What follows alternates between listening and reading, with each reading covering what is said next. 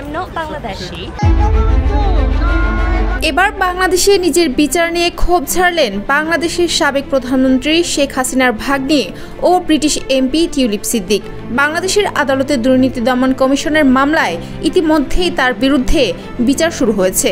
অভিযোগ উঠেছে তিনি পূর্বাঞ্চলে তার মা, ভাই এবং বোনের জন্য অবৈধভাবে প্লট বরাদ্দ করিয়েছেন। এই বিষয়ে সামাজিক মাধ্যম এক্সে এক দীর্ঘ পোস্টে নিজের পক্ষে বক্তব্য তুলে ধরেছেন টিউলিপ সিদ্দিক। তিনি নিজেকে নির্দোষ দাবি করেছেন এবং এই বিচারকে প্রহসন বলে মন্তব্য করেছেন। টিউলিপ সিদ্দিক তার পোস্টে বলেন, ঢাকায় এখন যে তথাকথিত বিচার চলছে তা একটি প্রহসন ছাড়া আর কিছুই নয়। এটি বানানো অভিযোগের ভিত্তিতে তৈরি এবং রাজনৈতিক প্রতিহিংসা দ্বারা পরিচালিত। গত 1 বছরে আমার বিরুদ্ধে অভিযোগ বারবার পরিবর্তিত হয়েছে, কিন্তু বাংলাদেশের কর্তৃপক্ষ কখনোই আমার সাথে যোগাযোগ করেনি।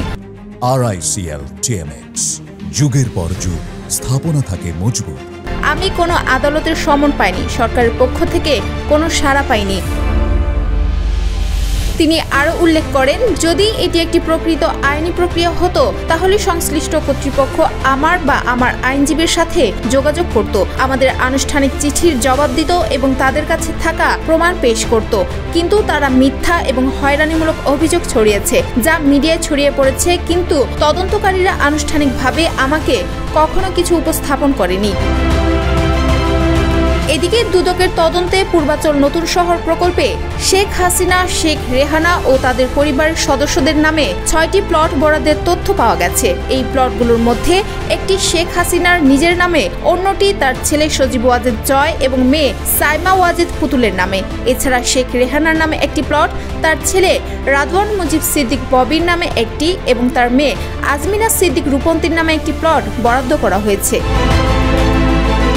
টিউলিপ সিদ্দিকের বিরুদ্ধে অভিযোগ, তিনি প্রভাব খাটিয়ে তার পরিবারের সদস্যদের জন্য এই প্লটগুলো বরাদ্দ করিয়েছেন। যদিও তার নিজের নামে কোনো প্লট নেই, তবে তিনি দাবি করেছেন তিনি কোনো ভুল করেননি এবং তাকে যদি বিশ্বাসযোগ্য প্রমাণ উপস্থাপন করা হয় তাহলে তিনি তার সঠিক জবাব দেবেন। এছাড়া টিউলিপ সিদ্দিক একটি মন্তব্যে উল্লেখ করেছেন, লন্ডনে ডক্টর মোহাম্মদ ইউনূসের সাম্প্রতিক সফরের সময় তিনি তার সাথে দেখা করার প্রস্তাব দিয়েছিলেন, কিন্তু তিনি এটি প্রত্যাখ্যান করেছেন। তিনি আরও বলেন, আমি শুরু থেকেই স্পষ্ট যে আমি কোনো ভুল করিনি এবং আমাকে যে অভিযোগ করা হয়েছে তার সঠিক জবাব দিতে আমি প্রস্তুত।